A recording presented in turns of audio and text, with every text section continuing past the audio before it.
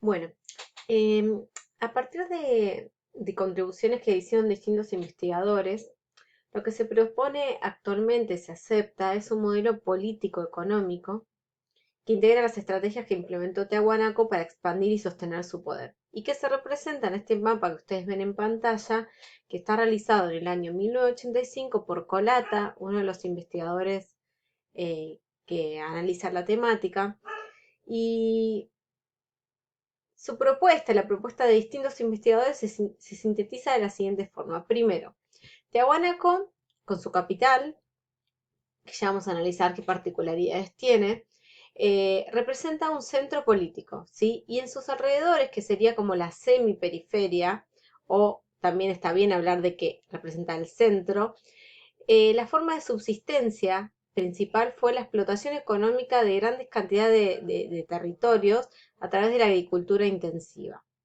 Ya les voy a mostrar imágenes de lo que son los camellones, pero es un sistema de tecnología agrícola que aparece registrado por primera vez en Tiahuanaco, en el mundo andino, que tiene ciertos elementos que quizás los hagan confundir con la tecnología agrícola azteca, pero es otra, es la base que genera esa tecnología es diferente. Ya les voy a mostrar algunas imágenes. Pero bueno, es muy importante entender que en ese centro del poder político o alrededor de ese centro del poder político, que en el texto de Bellinger puede aparecer como la semiperiferia, la explotación agrícola a gran escala fue sumamente importante. Insisto, una producción agrícola que permitía cultivar tubérculos y cereales microtérmicos. Sin embargo, hay otros recursos que era necesario obtenerlos en pisos ecológicos diferentes. Y acá está el concepto de complementariedad económica, la complementariedad económica que venimos hablando desde el primer teórico del eje 5, que es fundamental para entender las relaciones transversales como estrategias de forma de vida y reproducción social de las sociedades andinas. En este caso hay tres colonias que son las más conocidas, que son las que aparecen en Moquegua, Azapa y Cochabamba. Los recursos que se pueden explotar de esas colonias, ya vamos a ver cuáles son, pero son diferentes a los recursos que se pueden extraer en la zona semiperiférica o en la zona central de este estado de Tiahuanaco. Entonces, estas tres colonias entrarían dentro de lo que el modelo político económico plantea como periferia. Y por último, zonas mucho más alejadas, que incluso se nos van del mapa, por eso puse esta flecha para acá, para hacer referencia a San Pedro de Atacama, que está un poco más al sur, se me va de la figura, que hace referencia a la ultraperiferia. Y la ultraperiferia, los vínculos fueron diferentes a las colonias y a la zona semiperiférica. Se trataban sobre todo de vínculos políticos, y no de un control directo de explotación de esos territorios, y se manejó a través del tráfico caravanero, el control de ciertas rutas de interacción del tráfico caravanero, que lo que hacían es que converjan en Tiahuanaco cierta cantidad de bienes procedentes de lugares muy lejanos, y que obviamente eran bienes vinculados a la élite, no para ser bienes de consumo del resto de la sociedad.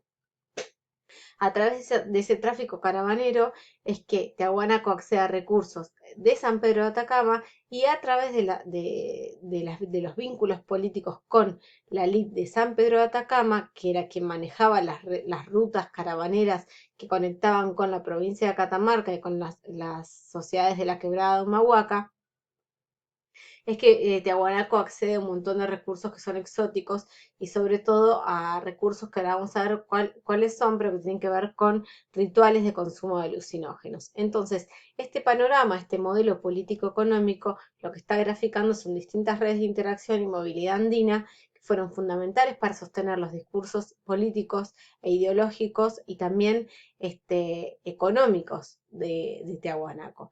Entonces, frente a la pregunta de cuáles son las estrategias políticas económicas para explicar eh, el desarrollo y el sostenimiento de semejante Estado durante gran cantidad de siglos, uno tiene que tener en cuenta estas tres patas, estos tres aspectos de la política y de la economía.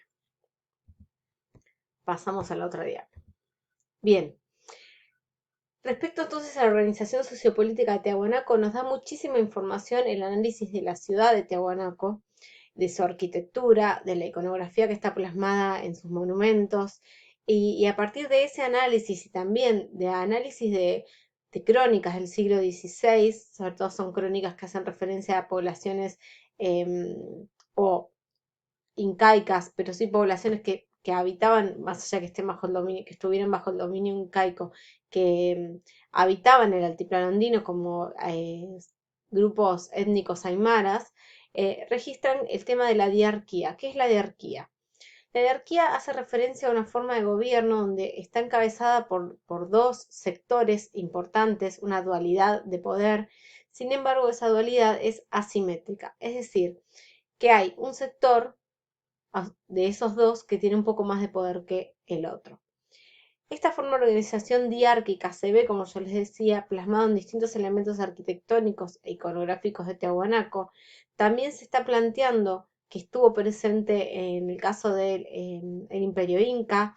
Se están reviendo muchas de las crónicas porque la mirada de los españoles era de encontrar un jefe con el cual dialogar y con el cual negociar. No estaba la concepción de una diarquía como organización social y política. Entonces, muchas de los análisis iniciales o tradicionales de esas crónicas tendían a no mencionar la posibilidad de una diarquía. Hoy en día se sabe que incluso trasladándolo en el tiempo a casos como Caral, tan antiguos como Caral, donde veíamos que la ciudad estaba dividida en una parte alta y una parte baja, que había muchos elementos donde la dualidad era un concepto fundante y principal, se está pensando que justamente una organización política de tipo diárquica estaría presente desde momentos mucho más antiguos que incluso Tiahuanaco.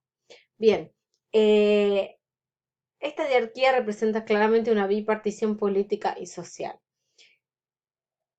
¿Cómo lo vemos? Bueno, al igual que en Caral, es claro el registro en Tiahuanaco de que la ciudad está dividida en una parte alta y una parte baja. Hanan y Urín son divisiones y conceptos en quichua que también aparecen en las crónicas respecto a la división de Cusco, que esto, insisto, es posterior y lo vamos a ver en la clase que viene. Teniendo en cuenta esto, y ahora les voy a mostrar imágenes de la arquitectura, imágenes de la Puerta del Sol de Tiahuanaco, que manifiestan esta organización dual. Teniendo en cuenta esos aspectos y los que les mencionaba a nivel de organización económica, entonces hay tres conceptos que son claves para entender cómo fue la vida económica y la organización política de Tiahuanaco. Los conceptos tienen que ver con la reciprocidad, la redistribución y la complementariedad. Reciprocidad, esta cuestión de dar y recibir, una reciprocidad que nunca es simétrica, al contrario, entre la elite y el resto del pueblo, la reciprocidad, si bien puede teñirse de manera simétrica, no lo es, o no implica el mismo tipo de dádivas y bienes, sino que hay una deuda que se genera y esto implica una lealtad. La redistribución, ¿sí? Que es fundamental que haya una elite que esté organizando, controlando la producción y redistribuyendo los excedentes para las grandes diferencias sociales que tiene la sociedad que integran un Estado tan grande, y la complementariedad que hace referencia a esta cuestión económica de poder complementar recursos que proceden de lugares diferentes, de pisos ecológicos distintos y que son fundamentales para la vida de las poblaciones. Entonces, estos tres conceptos como conceptos centrales para sostener la organización del trabajo y la existencia de especialistas, que fueron muchísimos. Bien, vamos a empezar a analizar por partes entonces este centro con su semiperiferia, la periferia y la ultraperiferia.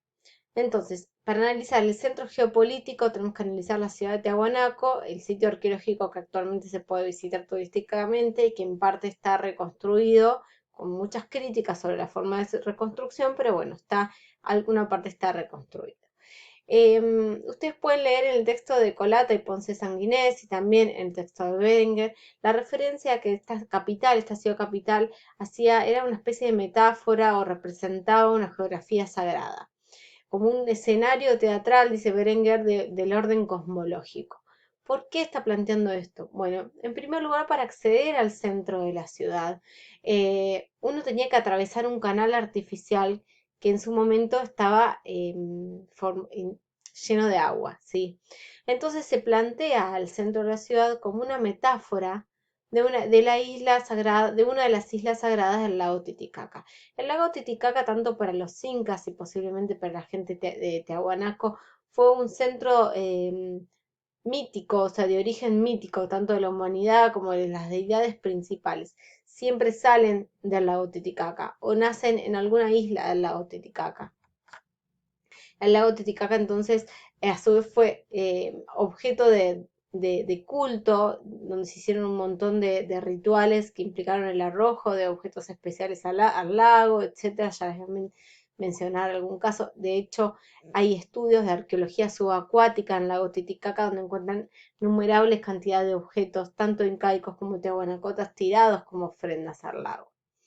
Bien, entonces, primero hay que transitar, hay que pasar un canal para acceder al centro de la ciudad. A su vez, la ciudad está dividida en 4 cuadrantes. ¿De qué manera vemos esto? Bueno, hay una clara división este-oeste, que es el camino que realiza el sol todos los días, y que está plasmado por la orientación que tienen los dinteles o las puertas de acceso a la arquitectura monumental principal.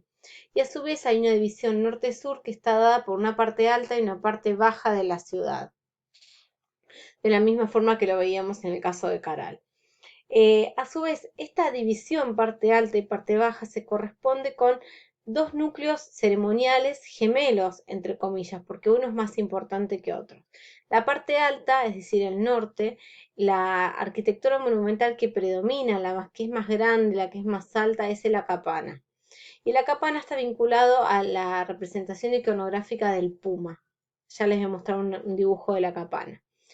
En cambio, la parte baja, la zona sur de la ciudad, está la arquitectura monumental principal, es el Puma Punku, que sería como la contraparte de la capana, pero que tiene una menor altura. Y la iconografía, el animal que más representado está en esta parte de la ciudad es el águila, o en algunos autores puede hacer referencia al cóndor, ¿sí?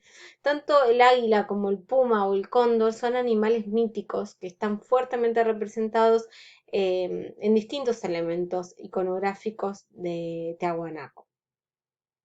Entonces, en estos elementos, ahora les voy a mostrar algunos detalles, es lo que lleva a pensar como parte de las evidencias de una organización dual o diárquica de la ciudad. La desigualdad social y la jerarquía estaban implícitas en el diseño arquitectónico del centro del poder político, económico y sagrado que representaba este centro de la ciudad, este centro de la capital de Tiahuanaco.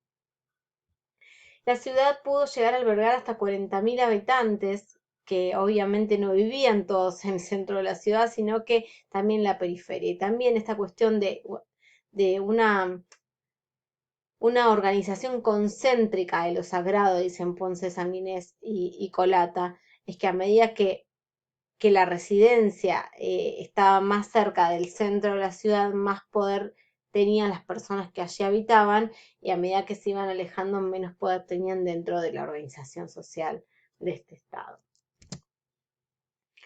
Bien, este es el plano clásico de las principales estructuras monumentales del centro de la ciudad, y esa arquitectura monumental se basó en la combinación de 3 elementos. Estructuras escalonadas, piramidales, patios hundidos, ¿sí? Como en el caso del templete semisubterráneo, y templos rodeados como una especie de murallas, que son una especie de recintos, como es el Calasasaya. Esta es la parte alta de la ciudad, esta es la parte baja de la ciudad, esta es la pirámide de Capana, la estructura más alta de la ciudad, y esta es su contraparte, el Pumapunku. Acá hay una reconstrucción de lo que es la Capana. La Capana representa una montaña sagrada, es una montaña de culto al agua, es la mitad de una cruz andina. En su cima tiene 7 escalones constructivos. Tiene en total 18 metros de alto por 200 metros de lado máximo. Hay todo un sector de ingreso que es por el este, y en su cima tiene tallado en la base una especie de pileta en forma de cruz andina, entera la cruz andina, que cuando estaba en vigencia esta ciudad, esa cruz estaba todo el tiempo con agua. Y el agua se drenaba a través de los distintos escalones de esta estructura piramidal